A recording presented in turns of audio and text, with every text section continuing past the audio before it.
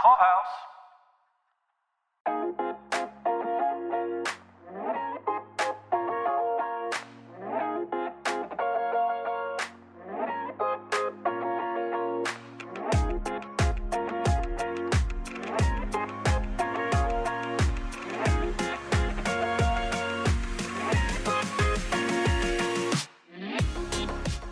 Welcome to Decorating the Set from Hollywood to your home with your hosts, Beth Kushnick and Caroline Daly. Welcome to Decorating the Set from Hollywood to your home. This is Caroline. Hey, Beth. I'm so excited today. We're going to be talking about innovations in design. I know this is a topic that both of us wanted to cover because there's so many changes that have been coming. Hi, Caroline. I'm always happy to share what I know about design, especially innovation in design. So innovation can be an exciting part of any job. I mean, getting to play with new things that come out every year, that's always so fun and exciting. I remember each year, this is like a silly thing because I'm a teacher, right? So for me, like when we have like the Scholastic Book Fair and all the new books come out and stuff like that was like one of the most exciting parts. But it's also scary too, right? Because we have to learn all this new technology or new techniques, and it kind of butts heads against our tried and true methods. So how is innovation impacting your job these days, Beth? Well, you know how much I love to see everything and then decide whether it's a passing trend or something that has longevity. As a set decorator for so many years, I study design trends and I apply them to characters and different environments.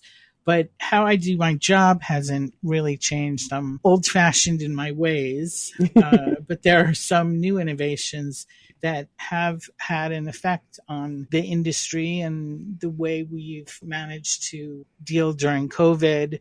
And I think some innovations are much more for the better. Oh, I love that. Tell me some things that are starting to affect like actually getting into your day-to-day or your jobs. I'd say mostly technology, things that weren't available to us before. On a just practical standpoint, it's interesting that we used to come together a lot more. We used to start our job by setting out to the prop house for the day where we were going to search for things. And of course, being a set decorator now is send me a picture.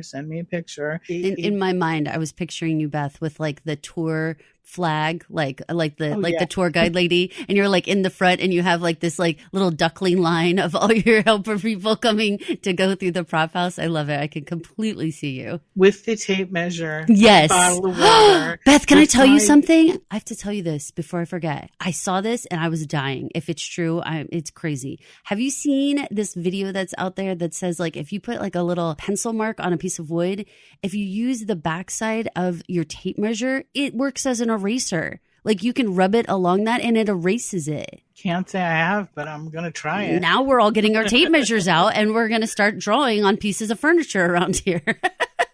It used to be that a prop house would do a little giveaway of a tape measure with their name on it, Smart.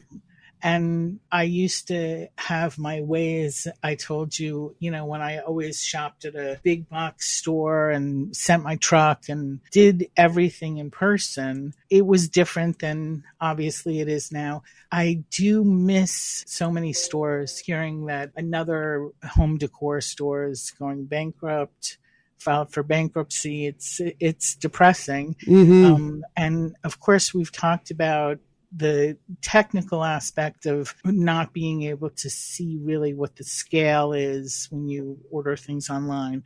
But there are some great innovations out there that are really interesting. Mostly in home design, I use this, but there's a little handheld device that can match a color perfectly. I think that's amazing. Yeah, it is. I think of our podcast with Stephen from Brown Jordan, where he told his story about pomegranates. Oh, yeah. And, you can take an actual object and match the color to perfection. So things like that have started to infiltrate my world, things like 3D printers, all innovations that are helping us. I think that we've talked so many times about how you can find so many inspirational ideas out there on Instagram. Is this still true for you? Or like, are you using Instagram in the same way, or do you see that changing or improving as we're getting some different technology becoming more common? I still am really drawn to Instagram. I've found things in the upcoming season of Run the World. You'll see a wallpaper that I first saw on Instagram and pursued it through a company in Italy and ended up having it custom made. Believe it or not, it was so reasonable. It's a really striking design. I never would have come upon that had I hadn't been scrolling through Instagram. I know that it's changing a little bit, but I still think that there are plenty of artisans and really interesting things to see. I've found some incredible carpet companies lately. I've noticed that, as is with all of us, when I start searching for something, it just floods Yes. my inbox. Yes. Which we always used to laugh about on The Good Wife and The Good Fight when I shared my office with a graphic designer. And, whenever he had to do like a full-on search for some odd sex device, like, right. Where his inbox was just flooded. Yes. We laugh all the time that you can use that to your advantage now. And you go up to your kid's phone and you be like, Mother's Day, Mother's Day, Mother's Day gifts, Mother's Day gifts, Mother's Day gifts delivered, Mother's Day gifts delivered. Same day delivery, Exactly. same day delivery. You just have to do it once. And then your phone will hear you. I'd say like my top things that come up, of course, are flowers, wallpaper, carpets. I've been on a long search for the perfect runner. Every bit of my social media has exposed me to every runner that is out in the world. So I am still inspired, and I see interesting things that make me think about pursuing a specific company that way. And, it's great when they follow me on Instagram and offer things up. Different artists. It's such a great way to connect, right? And get some different ideas, but actually get to the creators. Both in the United States and abroad. Decorating the set is a hit overseas, and I hear from many artists, painters who are wanting to get their work in a movie or a TV show. I know that people are excellent about making these connections with you, and we encourage you guys always to be asking questions to Beth throughout our season. Please feel free to ask questions. We'll have a listener feedback episode, I'm sure, coming in this season. So give us those questions, you guys. As you guys are getting your inspiration out there on Instagram like Beth does, I'm sure you're going to get some home design ideas, and you're going to want to start working on these. So let's start from the outside and go in. I've seen so many things. I hesitate to even say it anywhere near my phone because we're going to get so many ads on this. But I know that tiny homes have become so popular. At least my TV is full of tiny home shows. So what are you seeing about stuff like this? And what else are you seeing in the home design innovation department? It's true that tiny homes, from an eco-friendly and cost-effective way, seem to be the new thing that just is here forever. Personally, I don't know if I could ever live in a tiny home, although I do like... It's always going to be the bathroom and showering for me. These are going to be the areas. I like the aspect that everything has a place. It sort of reminds me of my college dorm room. Yes. Very organized and well-designed space. But in addition to tiny houses, I'm seeing, not necessarily in the States yet, but overseas, these incredible prefabbed foldable houses. The house itself, for $50,000, starts as a box. It just looks like a box. And we press a few buttons and they open up, floors come out, walls go up, and they live in and of themselves. And it's amazing. There are all these architectural and building designs that are innovative in the way that they can be compact and then appear to be it's like an episode of Transformers. Yeah, right. You know? I was like, it's like if every piece of furniture was a Murphy bed. Everything is folding into the walls or coming out of the ceiling. It's true. I think that's one way in which technology has really developed, because the Murphy bed, is a solution that's been around forever, but this is tenfold. It's just so interesting what this kind of innovation has done, mostly on the West Coast and in places where the weather is always warm. Now it seems like every house has to have a wall of glass doors that fold into themselves and literally bring the outside in. I feel like home design is much like fashion in that there's these cycles that happen. And when it comes to the prefab foldable houses, it reminds me of my grandparents who had the Sears prefab house. And like they frequently would tell this joke that like my great grandfather went to the bar for the day and in the morning there was no house there. And then he was at the bar all day and then he came home and there was a house there.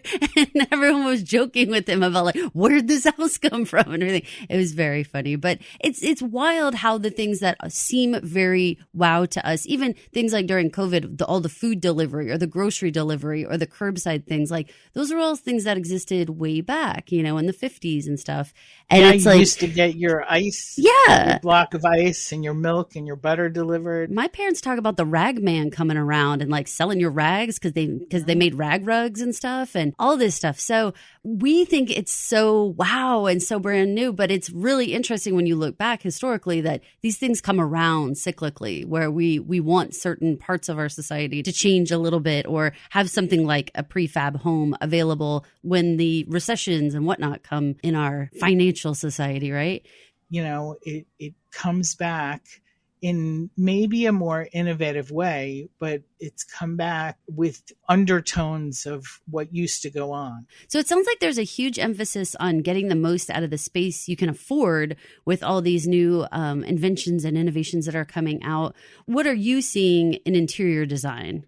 Mostly we're starting to see space-saving situations. There's a way in which your bed lives on the ceiling and you have built-ins in that space on the floor that functions as a desk, say a drop leaf desk that comes down.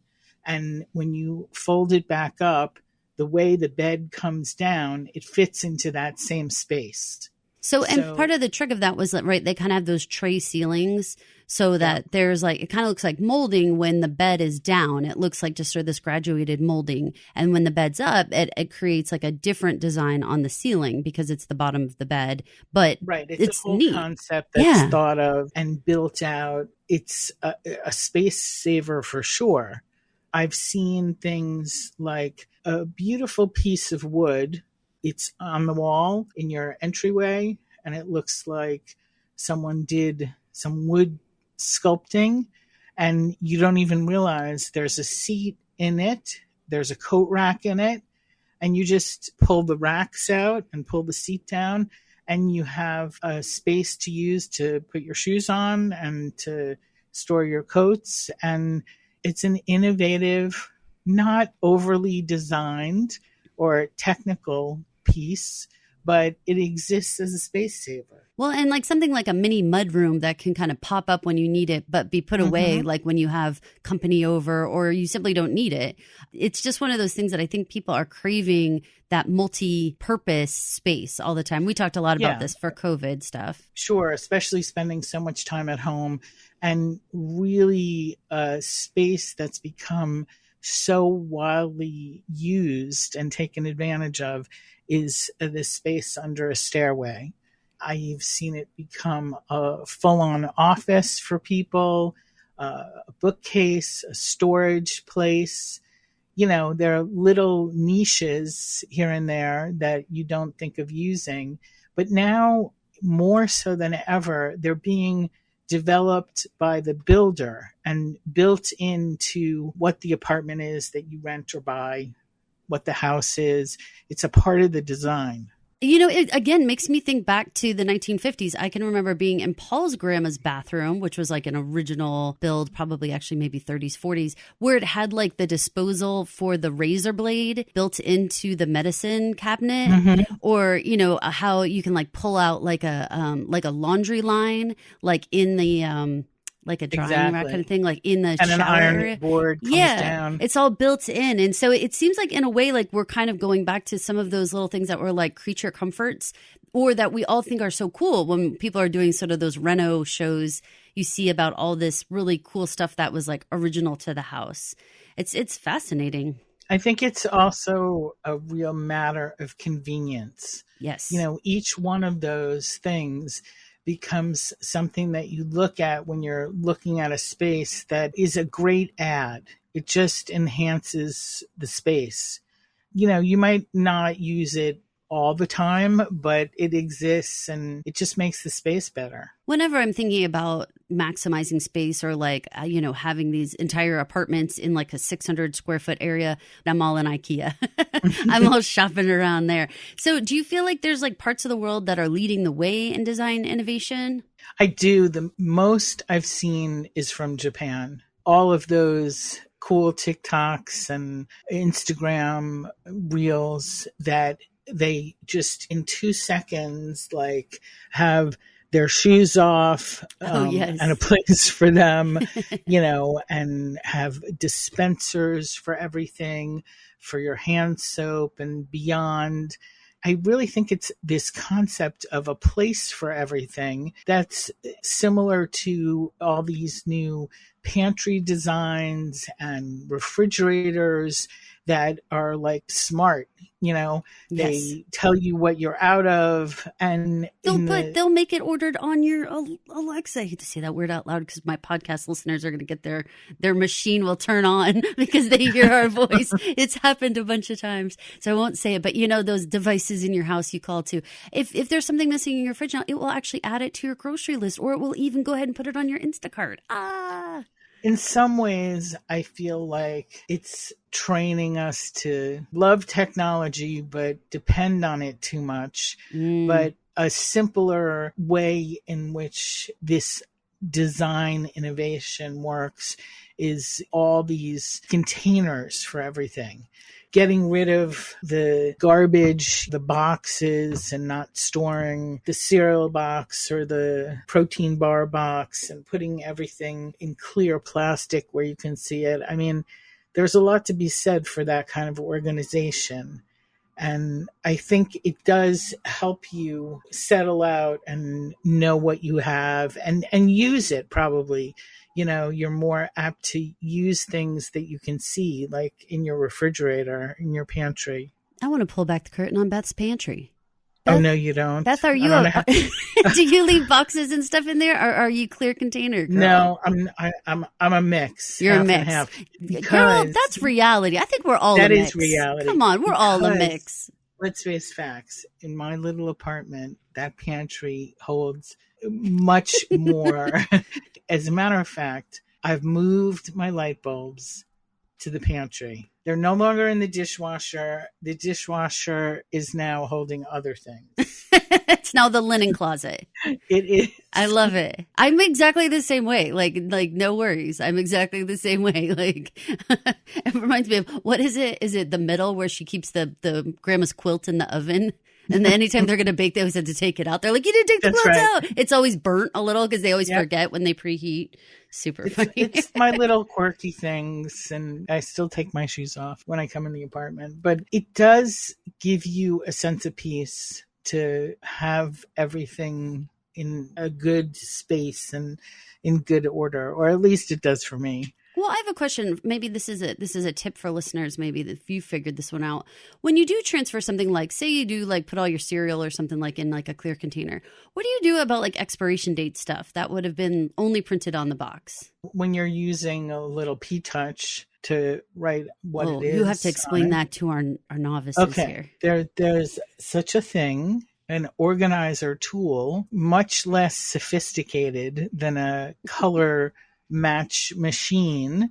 It's called a P-Touch, and you literally make labels. It's an It's a old-fashioned label maker. y'all. Yeah. I love it. I have like 5 different versions of label makers in my house, including a brailer. So we do it in everything around here for sure. But so you use your P-Touch and you just add the expiration date to the container? Well, it's smart, but a lot of people like get halfway and then add another box to it and stuff like that. And I'm like thinking like, I'm mixing up my expiration date. This is a nightmare. Okay, that's way too much worry. And I bet that you don't have cereal long enough in your house to worry about it. Okay, good call, Beth. Good call. I'll sleep easier tonight thinking about that. So there's loads of stuff that's out there that's supposed to be making our lives easier, right? In this kind of practical way. But, for you and I, we like things to be pretty or at least cool, right? At the very minimum. So have you seen any new design coming out, new innovations coming out that are simply just because it's beautiful or because something's cool? I'd say both in commercial design, like restaurants or hotels, and in homes, I'd see a lot of prevalence of major ceiling design, interesting, really movement and ceiling pieces that are really like sculptures. A lot of them are made using 3D printers. So I'd say that's been something that every new hotel, mostly the modern ones, a lot of restaurants, you look up and the ceiling is a whole other element that involves design. Now, clearly that's not what we do on set. As a matter of fact, we hope to never see the ceiling because that's where the lights are hanging. And I think I've told this story before about how people went into a bathroom that we built for a particular TV show and thought it was a practical bathroom and used it. And what everybody was walking around saying was, didn't you notice that there wasn't a ceiling? So, that person had other things on their mind. Yeah, they did. So, 3D printers have come into play. A lot of specialty props are made on 3D printers. The technology, certainly with visual effects, and you used to know when someone was driving in a car in front of a green screen, and now you have to have a really trained eye to tell that. So all of these new innovations have helped visual effects. You know what? We own 2 3D printers, and I had never considered for a second that Paul could be making me sculpture stealing items because now I need those in my life. I feel that intensely. I was like already starting to form things in my brain like I'm going to need that in my house now.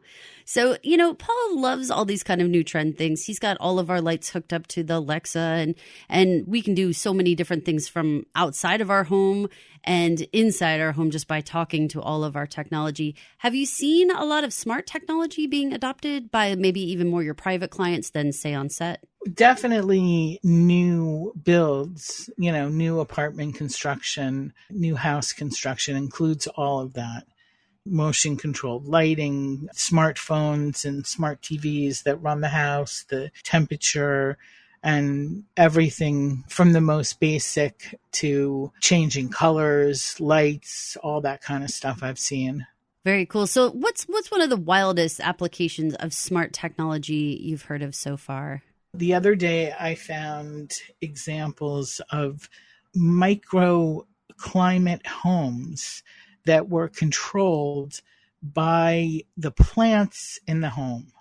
What? And the design of the environment was based on this bunch of plants and what they brought to the environment, to the oxygen level, to the climate. And I thought that was really fascinating, especially for Earth Day. Yeah. Well, and that's a really interesting twist on the concept of smart technology, because when I think smart technology, I think of machinery, but you went to plants, right? And actually that is a fascinating mix of organic and technology, but how they're going to start working together. You're always talking about bringing nature in, and to see the plants participate in technology is mind blowing for me. I cannot even imagine. I do think that this theory of bringing the outside in And everybody, no matter where you live, considering your outdoor living space is something that just post-pandemic is not going to go away.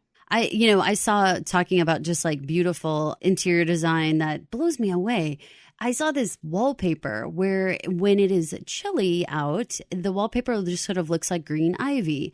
But as the weather warms up, flowers appear on the wallpaper, and the temperature of the house creates more or less flowers depending on how warm it is. I find that like actually very like soul invigorating for me. Like that is so crazy. That's like a mood ring. Yes. On your wallpaper. And like also there's like this feeling of like, could you imagine you woke up and like a garden sprung up around you? I don't know. That really like hits my inner soul. Like that's like design that really like gets into your humanity, because there's just something so special about that. Like you're living amongst the plants. Yeah, it's a little shop of horror-ish. I would say that I could like go for that in like a little powder room, yes, or a little outdoor space, maybe under a trellis, but I don't know if I want to live in a whole room that's going to turn into little shop of horrors at night. I might have to ask that like once it hits like 90 degrees that there is actually like a Venus flytrap like that does grow out of it. Like that would be kind of remarkable and amazing. God. Oh, I love it. I love it. So we've talked a lot about different innovations that can improve your life in your home, whether it just be the aesthetics or whether it be actually very practical. So what would you hope that our listeners take away from our conversation today, Beth? Really think about maximizing the use of the space that you have, developing areas that can function for you better.